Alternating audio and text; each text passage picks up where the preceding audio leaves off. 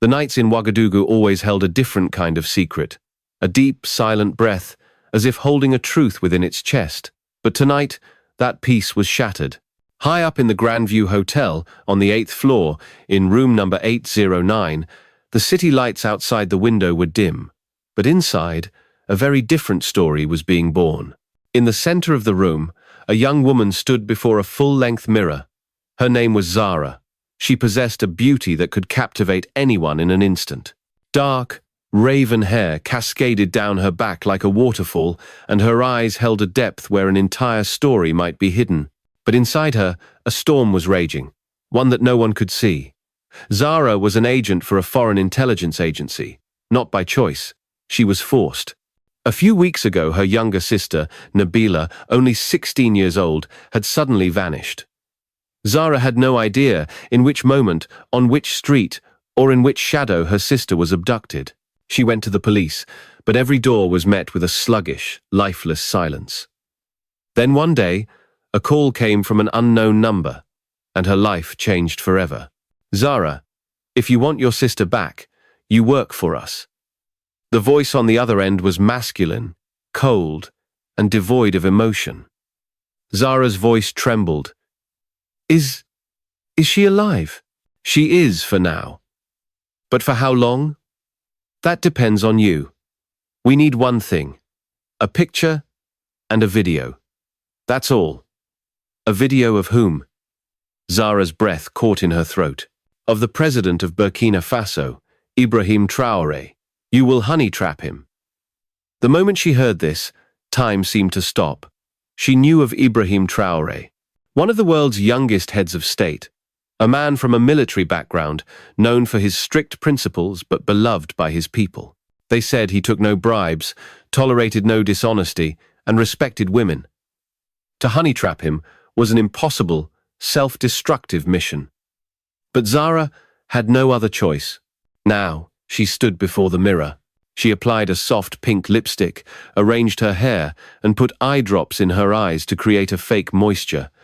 This wasn't a mission, it was a sacrifice. For her sister. The phone rang again. Zara, time is short. Tomorrow morning, he will attend a public ceremony. You must block his path. Just get it started. Zara cut the call, closed her eyes, and took a deep breath. I have to do this. There is no other way. The next moment, she walked toward a bag in the corner of the room where a special dress was kept, a simple, yet captivating pink frock. Not too fashionable, not too plain. The kind of attire that speaks of vulnerability but cannot be ignored. She hung the frock in the closet to wear in the morning. Then she sat on the bed, but sleep was miles away. Every moment, Nabila's innocent face flashed before her eyes. That smile, that voice, that grace. Tears streamed down Zara's face.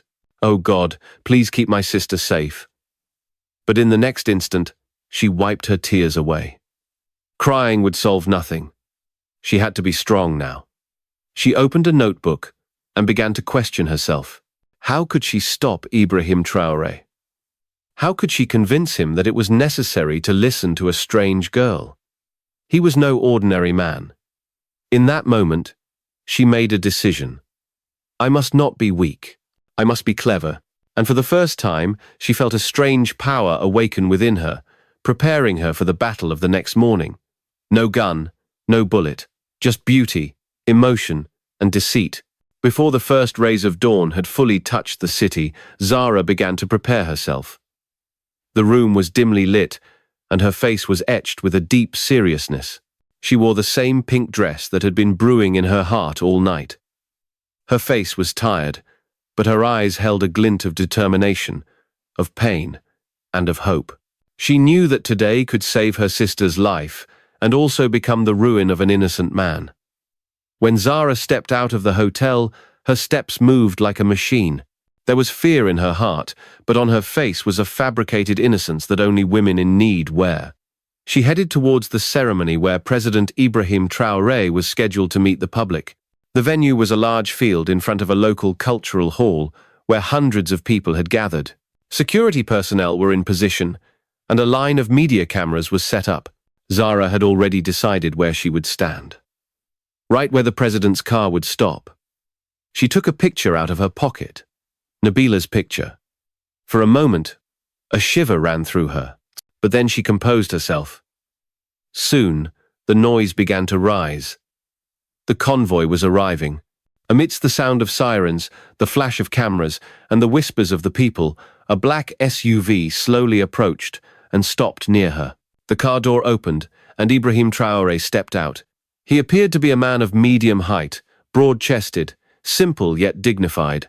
He wore a black suit of military style, and on his face was the same serene smile that had become his famous trademark.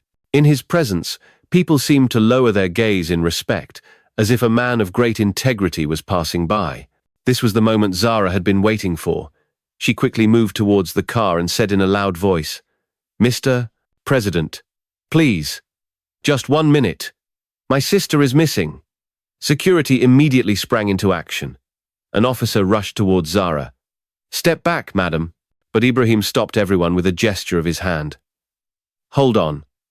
Let her speak." His voice was low, but it carried authority. Ibrahim looked at Zara. A few moments of silence descended. Zara told the same story she had been taught, but the tears streaming from her eyes were real. "No one is helping me, Mr. President. You are my last hope." Ibrahim looked into her eyes for a few moments with a deep gaze, as if searching for the thin veil between lies and truth. Then he said in a gentle tone, "Come to my office. We will talk. In detail. We will do everything we can."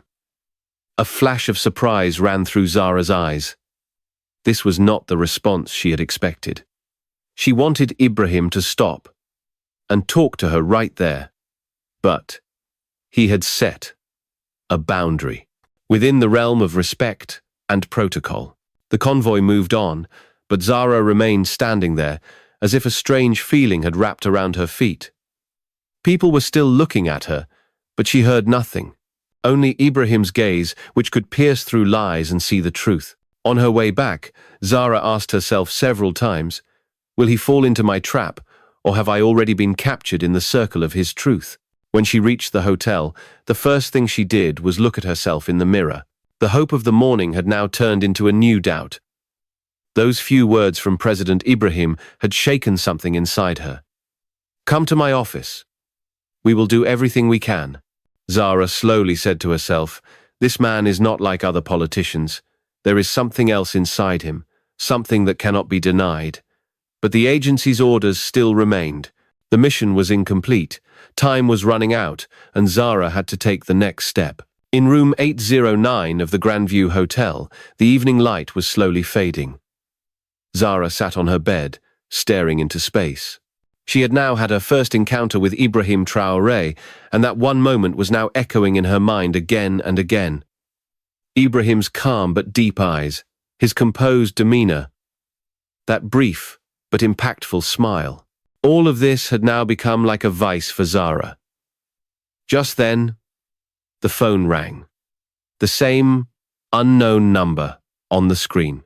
She picked it up, and the same cold tone emerged from the other side, sending a shiver down Zara's spine. "You've taken the first step, Zara. Well done. Now, begin the next phase. A personal meeting. We need videos and pictures of him up close, as soon as possible." Zara took a deep breath and tried to keep the tremor out of her voice. He's not an ordinary man. He has security around him at all times. And most importantly, he doesn't seem emotionally weak. A few moments of silence on the phone. Then the same ruthless voice emerged. "Do the job, Zara. Don't make excuses. Remember, Nabila is still with us. Any failure on your part means her dead body." These words pierced Zara's heart like a dagger.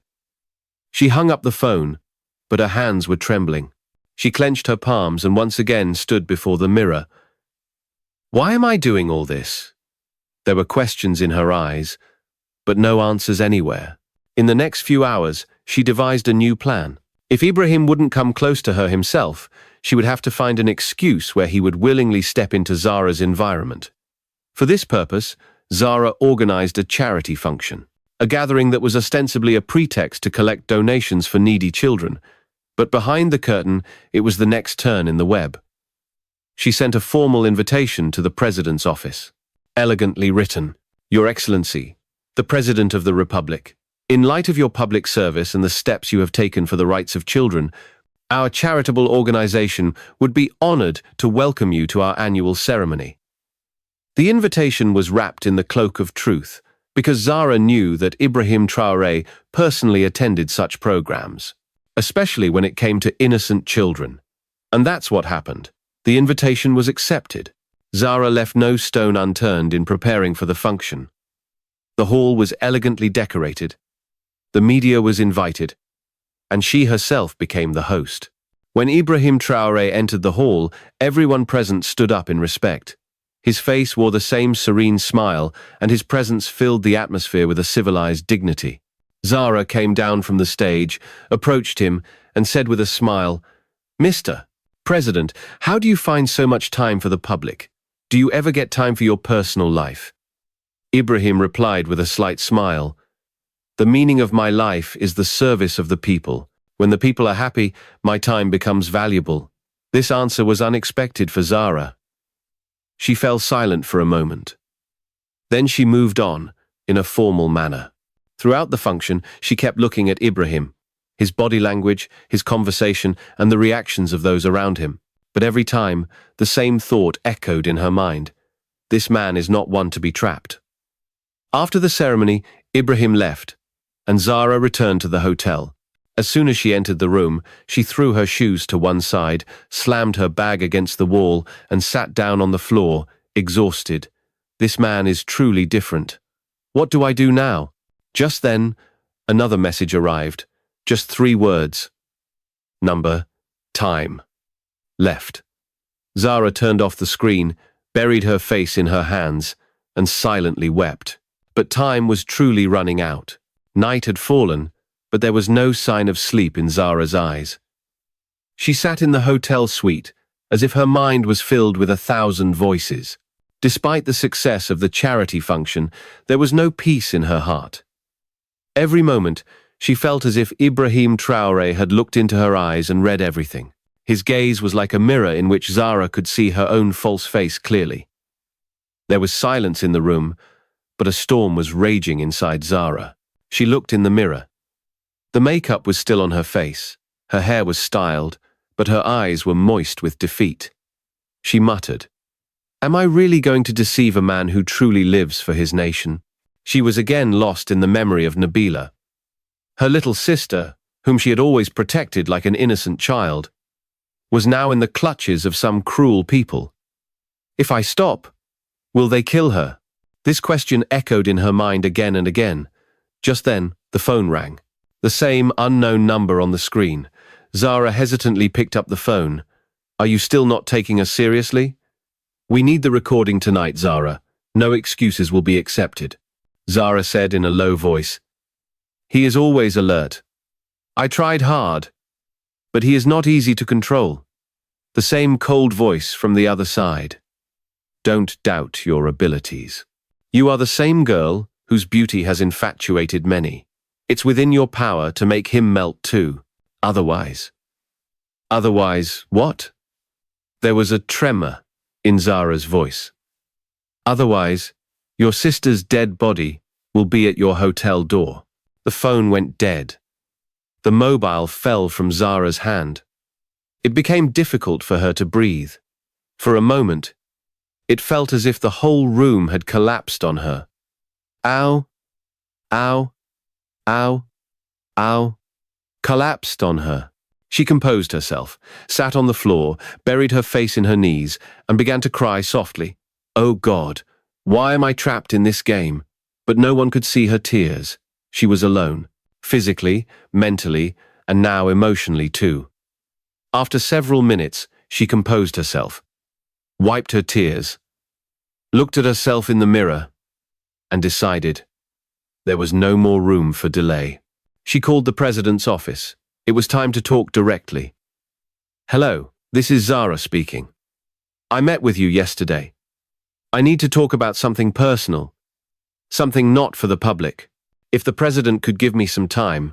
The person who received the call noted the details and said, "We will convey your message." A little later, Zara received a call back. "The president has agreed to meet you tomorrow evening." End of quote. Time has been carved out for you from his personal schedule. Zara expressed her gratitude, but a storm was raging in her heart. Now there was only one path left, the same path she had been trained for. Now she had to bring Ibrahim-Traoré to her hotel room. She immediately began to survey the room. She knew that this meeting would not be formal. Therefore, hidden cameras were installed all around the room, behind the curtains, under the lamp, even in the flower vase, on the table. Every angle was covered. The agency's instructions were clear. She not only had to record the meeting but also make the atmosphere so soft and refreshing that Ibrahim would unknowingly walk into this trap himself. Just once he comes inside, then everything will be recorded. But a corner of her heart was still trembling, as if it was the premonition of an approaching storm. Will I really save my sister, or will I lose my soul?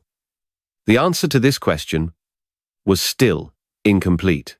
The next morning, Zara took extra care in getting ready. She knew that today's meeting was the decisive phase of the mission. She gave the hotel suite a new look. Dim lights on the walls, romantic candles, a delicious meal on the table, and a bottle of expensive wine placed only to complete the scene, not for drinking. She was checking the arrangement of everything again and again, like an artist giving the final brushstroke to their masterpiece. The camera positions, the microphone battery, everything was checked again. Standing in front of the mirror, she looked at herself closely. Today she wore a blue dress that further enhanced the depth of her eyes. She clenched her trembling hands into fists and whispered softly, "Just one night, one meeting, and my sister will be free." At 9 p.m., there was a light knock on the door. Zara took a deep breath. She opened the door and was momentarily stunned to see Ibrahim-Traoré in a black shirt and pants. His face had the same dignified politeness that had surprised Zara in their first meeting. "Welcome, Mr. President. All of this is just in your honor. You listened to me. This is a thank you for that." Ibrahim stepped into the room. In the candlelight, every scene looked like something out of a movie. His eyes fell on the bottle of wine on the table, and he said with a slight smile, "I hope you don't drink." Zara hesitantly said, "Just a little, for moments of happiness." Ibrahim said gently, "I don't drink. My principles don't allow it. A person should remember their limits." This answer was a decisive blow to Zara's heart. She knew all the men who would cross any limit for their lust. But Ibrahim was different. Dinner began. Zara tried to keep the conversation light and charming. Sometimes laughter, sometimes false stories. But Ibrahim answered every question with composure and dignity. He spoke politely, but did not let any slip of the tongue turn into unnecessary intimacy. Zara dared for a moment and said, "Mr. President, do you ever feel lonely? You are at such a high position.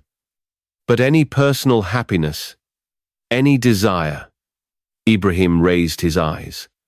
He looked directly into her eyes. "When my nation is happy, my happiness is complete. Personal desires seem small in front of the sorrows of the people for whom I work." Zara felt as if she had hit a wall. The men she had seen reveled in the intoxication of power. But this man, he was made of different clay. During dinner, Zara repeatedly looked into his eyes. But every time, seeing the glint of truth, dignity, and honesty, she would lower her gaze. She was moving further away from her mission with every moment. But Nabila's innocent face would pull her back every time. Finally, she said, "Will you stay a little longer? There are some things in my heart that I can't say to anyone else." Ibrahim was silent for a few moments. Then he said gently, "Zara, do you think I don't understand the purpose of your words?" Zara was stunned. It was as if she was glued to her chair. "What? What are you trying to say?" Ibrahim slowly leaned towards the table and pointed to the small camera hidden in the crack of the curtain. "All this is not hidden from my eyes, Zara. I am a soldier. I can hear the footsteps of the enemy. no matter how beautiful the voice in which they come. The atmosphere of the room suddenly changed. The candlelight seemed to dim, and everything seemed to freeze. Zara's breath stopped. Ibrahim's gaze was still on the same camera. There was no anger in his tone, no sarcasm, just a deep calm that pierced Zara's heart. What are you trying to say? Zara asked nervously, as if trying to prove her innocence. Ibrahim said slowly, Zara, I knew from the beginning that something unusual was happening. There was a pain in your words that a mother feels for her son, but something else was hidden in your eyes. Zara's heart began to beat loudly. She lowered her gaze. In a moment, she felt extremely exposed, as if all the layers she had wrapped around herself were falling one by one. How long have you suspected? Her voice was tired, as if the walls inside her were crumbling. Ibrahim leaned on the table and said, From the day you came in front of my convoy, there was pain in your eyes. But behind it, there was a hesitation, and then that charity function. Everything was too perfect, but too soon, as if someone had created the whole scene. Zara took a cold breath. She leaned forward and buried her face in her hands. The tears now refused to stop. I was helpless. My sister Nabila has been kidnapped. They threaten me. They say if I don't trap you, they will kill her. This was the moment when Zara's heart was completely broken. Now she was not an agent, but a sister who was ready to die for her sister, but had lost to her conscience. Ibrahim asked gently, And you believed them? I had no other choice. There was a burnt truth in Zara's sobs. I thought if you were like other men, I would succeed. But you turned out to be completely different. Ibrahim silently took out a small device from his pocket. He pressed a button and then stood behind the window of the room. A few moments later, the sound of footsteps came from outside. 2 security officers in plain clothes entered. They had handcuffs and a hard drive in their hands. 2 agents of the intelligence agency have been arrested from outside the hotel. Here is all their data. An officer placed the file on the table. Zara looked up. You had all this planned from the beginning, Ibrahim said gently. I understand people's intentions, Zara.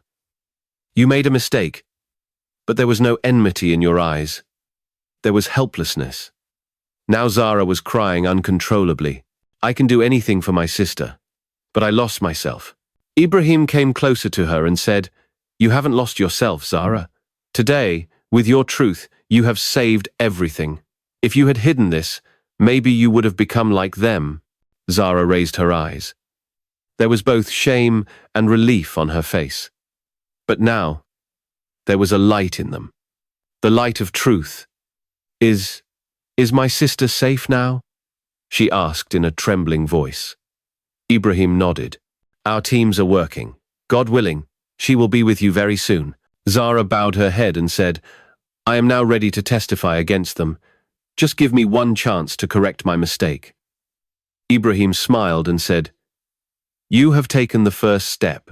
The rest of the journey will also be with you. The atmosphere of the room had now completely changed. Where there was deceit before, now there was a path to salvation. That night at the Grandview Hotel was over. The candles were extinguished, the cameras were disabled, and Zara sat motionless on the floor. President Ibrahim-Traoré was gone, but his words and his gaze still echoed in the room. You made a mistake, but there was no enmity in your eyes. There was helplessness. These sentences descended into Zara as if a window that had been closed for years had opened. She could no longer meet her own eyes. She looked in the mirror, and for the first time, her face seemed alien. An agent, an actress, a deceiver, or just a sister. Just then, the phone rang. The same unknown number. Zara's heart seemed to stop. She picked up the phone with trembling hands. What's going on? You haven't sent us anything. No video, no pictures. You know what this means, right? For the first time, Zara answered with full courage. I failed. A few moments of silence. Then an angry, threatening voice. You should be ashamed of yourself. A woman who had beauty, a plan, and an opportunity. All of it. She couldn't even seduce one man. For the first time, Zara spoke in a voice that came from her chest. He is not like people like you. He is honest. He is strong. And above all, he is human. The reply came with a threatening laugh. So now you've fallen into his trap too.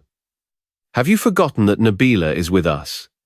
If we don't get those recordings by tomorrow, then kill her.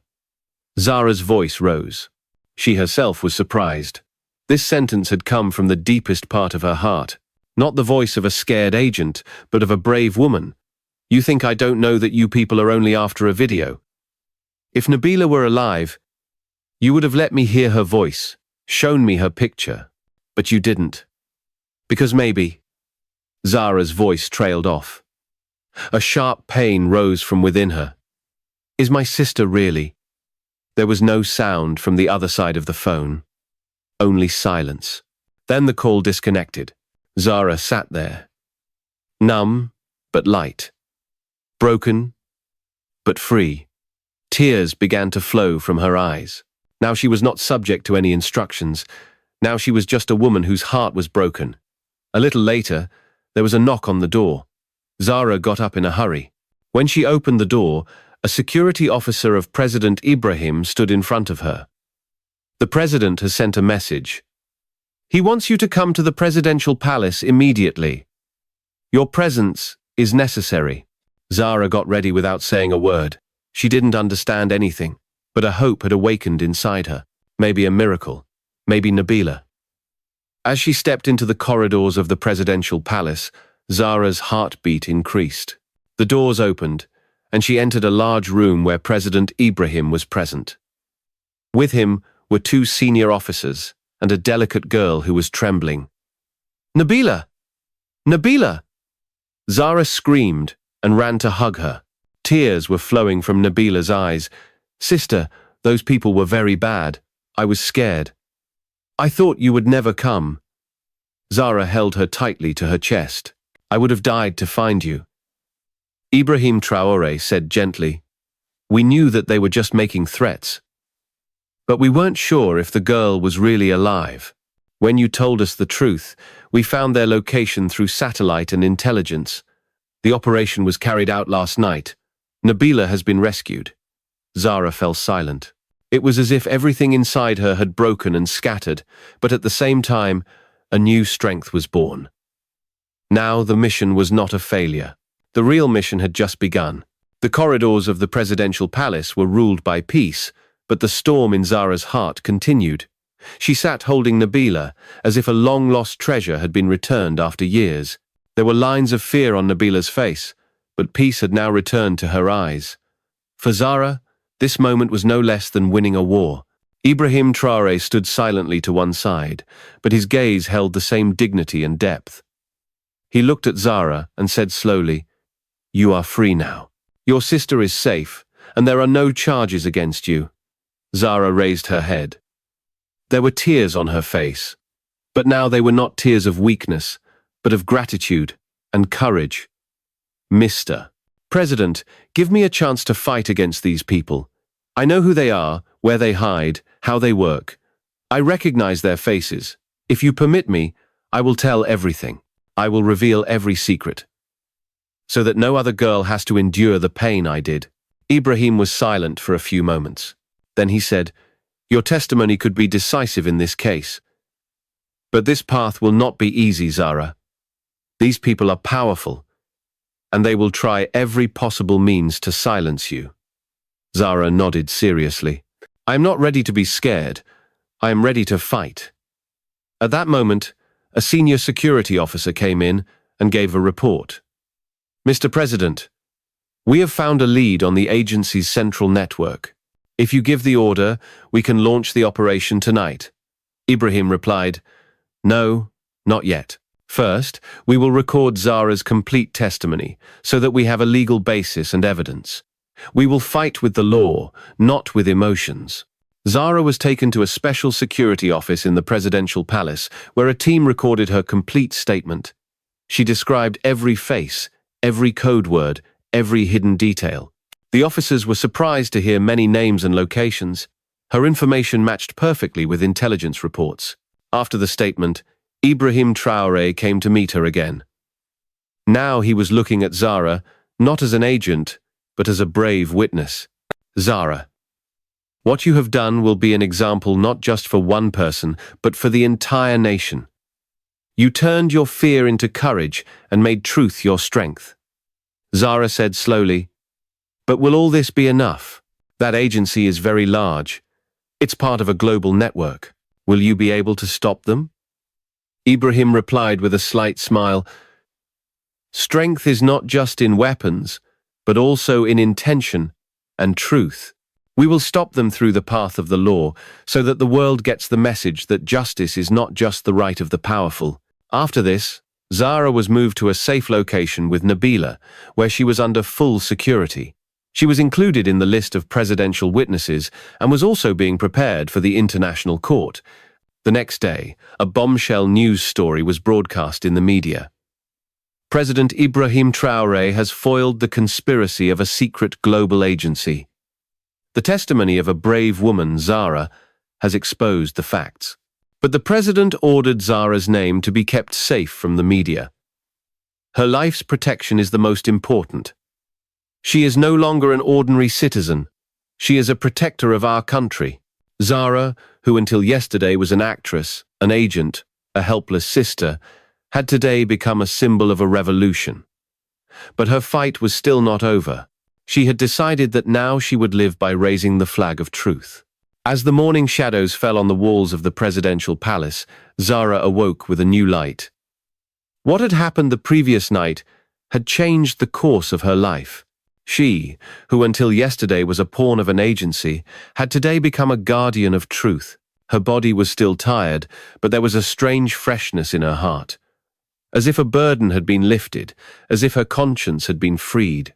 She ran her hand through Nabila's hair, who was still sleeping. The wounds from her days in captivity were still visible on her innocent face. But there was peace in her eyes, the peace that only freedom gives. Just then, there was a light knock on the door. An aide from the presidential palace came and informed her that President Ibrahim-Traoré wanted to meet Zara. Zara got ready immediately and a few moments later arrived in a garden where Ibrahim was strolling in a white shirt and light-colored trousers. His face, as always, had a calm and dignified expression. "Sit, Zara," he said gently. "We have some important decisions to make."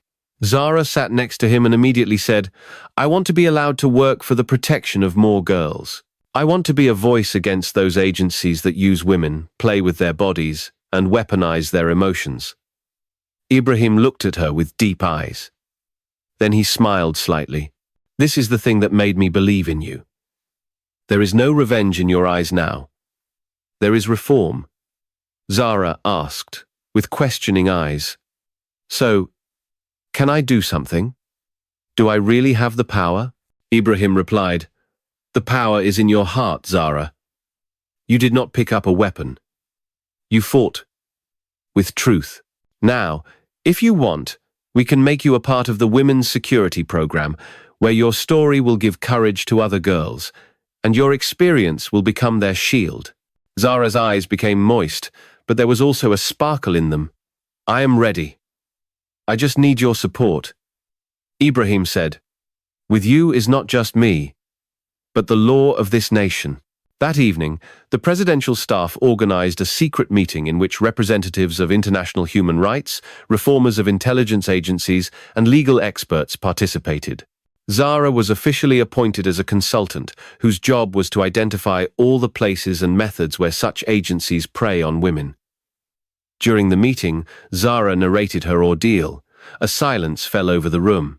The eyes of many attendees became moist, and many people bowed their heads. A German representative said, "We are ashamed that we have been ignoring such things at the global level. But today, you have shown us a mirror." Zara said gently, "Just remember this. Every girl who is silent is not weak. Maybe she is just waiting for the truth to arrive." That same night, a new message was broadcast in the media. In Burkina Faso, under the leadership of President Ibrahim-Traoré, a new movement begins. international measures against the illegal use of women for protection and by intelligence agencies. But Zara's name was nowhere in this news, because Ibrahim himself had ordered, Zara is a symbol, but her protection is necessary.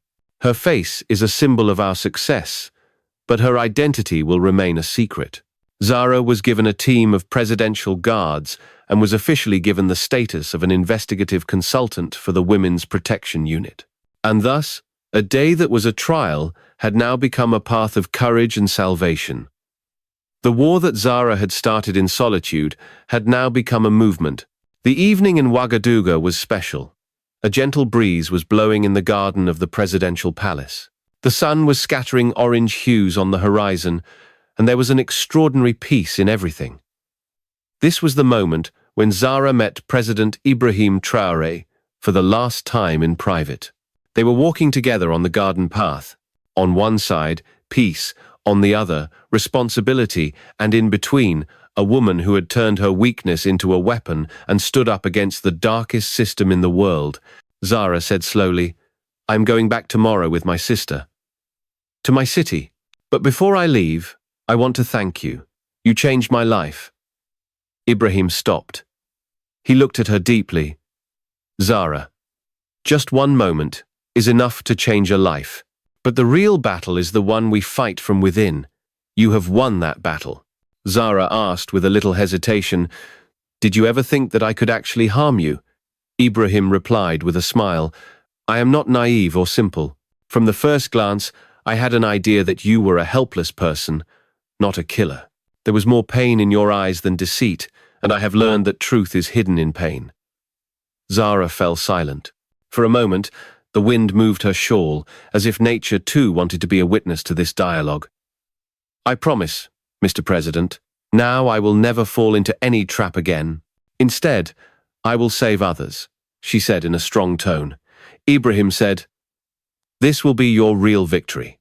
If you want, we can make you a representative at the International Forum, where you can tell other governments that the protection of women should not just be a law, but also a symbol of faith."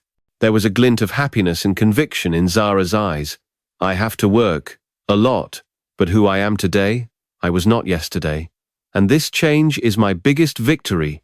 The next morning, Zara and Nabila left Ouagadougou. But this departure was not of defeat, but of a mission. Zara was no longer an ordinary girl. She was now a movement, a message, a living proof that if there is truth in the heart, even an oppressive system can be defeated. A few weeks later, Zara began her new life. She established a non-governmental organization, Noor and Issa, the Light of Women, which helped women all over the world who were victims of blackmail, the nets of intelligence agencies, and sexual exploitation. She herself would testify, talk to girls, comfort them, and provide them with legal and moral support. Every week, she would receive a message from President Ibrahim-Traoré. Remember, light does not only come from the sky. Sometimes it erupts from the darkness of the heart. You are that light, Zara. Zara would sometimes read that message at night, close her eyes, and think in her heart. Perhaps that one night could have been my biggest defeat. But today, that same night is my biggest identity. In a file in the presidential palace, a secret report still exists. On the cover of that report, only one sentence is written: "Honey trap thwarted. Enemy agents neutralized." Subject: Zara. Reclassified from threat to torchbearer. President Ibrahim-Traoré once said, "Strength is not just in weapons, but in the truth of the heart." And now, Zara had become that truth.